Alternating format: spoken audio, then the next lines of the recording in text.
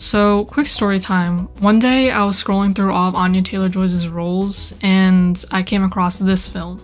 Now, I was confused because I'd never really heard about Last Night in Soho before, so I was surprised to see that she had a decently big role in it. But what I was even more surprised to see was that this was an Edgar Wright film. And I'd actually been wanting to watch more of Edgar Wright, and I had the streaming platform it was on, so I was sold pretty quickly. Last Night in Soho is a film that came out in 2021. It's one of Wright's bigger budget projects, but unfortunately it's also one of his lowest profiting. But that doesn't necessarily mean that it's a bad film. Scott Pilgrim did twice as worse, and that's one of his most popular ones. With all of that said, is it a bad film? Here's the thing. I don't think it's a bad film. I think it was a film that I expected too much out of, and so I was a little disappointed. The beginning of the film is actually really promising. It's pretty fluid to watch and has subtle references to the future. It definitely has an Edgar Wright touch to it, especially in this traveling scene that reminds me of Hot Fuzz. But I think the biggest problem here has to do with the story and its pacing. You aren't really given time to actually connect with the characters, and none of them in particular, besides Eloise, have growth. The annoying girls are kind of just there to be annoying girls, the love interest is kind of just there to be the love interest, and honestly, they weren't really selling the romance for it either, so I think this guy's existence is more just another way to connect Eloise with Sandy. You don't just want to go to sleep? No, I really don't want to go to sleep. Well, I can keep you up.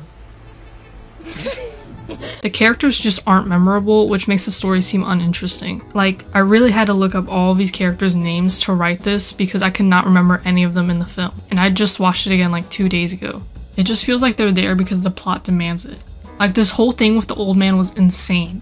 He only showed up no more than 5 times, and his basically only purpose was to confuse or distract the audience. And the way the story itself comes together is too slow.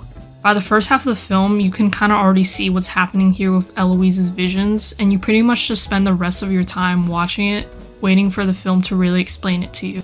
I found I was also disappointed by how the story didn't really feel full circle. The film does a good job of delivering a message about the treatment of women in everything but the ending.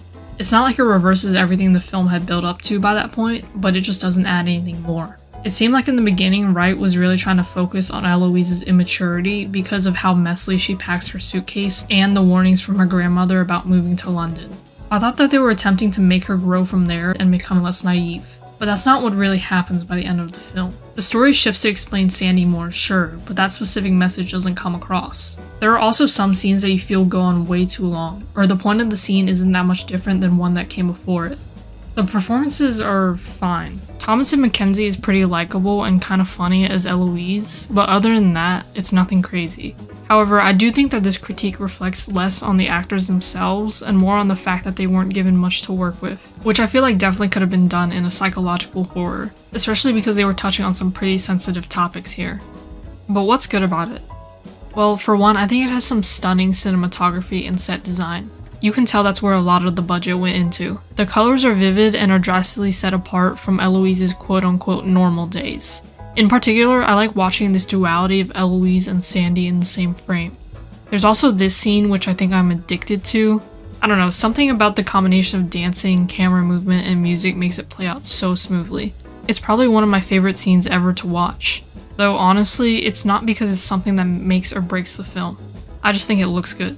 And while pacing was an issue, I will admit that they did make some nice editing choices here and there, like how they put the phone call audio of Eloise and the old woman over the shots of her actually walking there so it didn't drag the beginning part out any longer than it had to. I also really like the score in the film as a whole, and I think that's another element that stands out here. Wright is pretty successful in controlling tone with his films, and this isn't something that contradicts that. There's intention behind the costuming, and Eloise kind of looks like Taylor Swift in her Reputation era for a decent chunk of the film, so I can't be mad at that. I think the problem with this film is that in a way, it feels less than the sum of its parts. Sometimes I'll go back and watch individual scenes of this and think to myself, wow, this is pretty good, but how it comes together just doesn't work, especially in what is supposed to be a psychological horror. It's a really pretty film, but that's just it.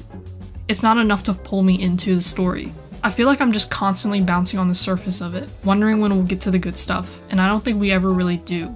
Don't get me wrong, I'm all for Wright continuing on to explore this genre. I think he's a director that always has a unique voice, no matter what type of film he's making. So that would be refreshing to see in a genre that is, in my opinion, more predictable than others. Last Night in Soho is certainly not the most riveting film you could see, and if by the halfway mark you've already clocked out, then you probably won't like the rest. But if you're really just looking for something to watch, maybe you're just bored and want a way to pass the time, then I don't think you'll be mad after finishing this film.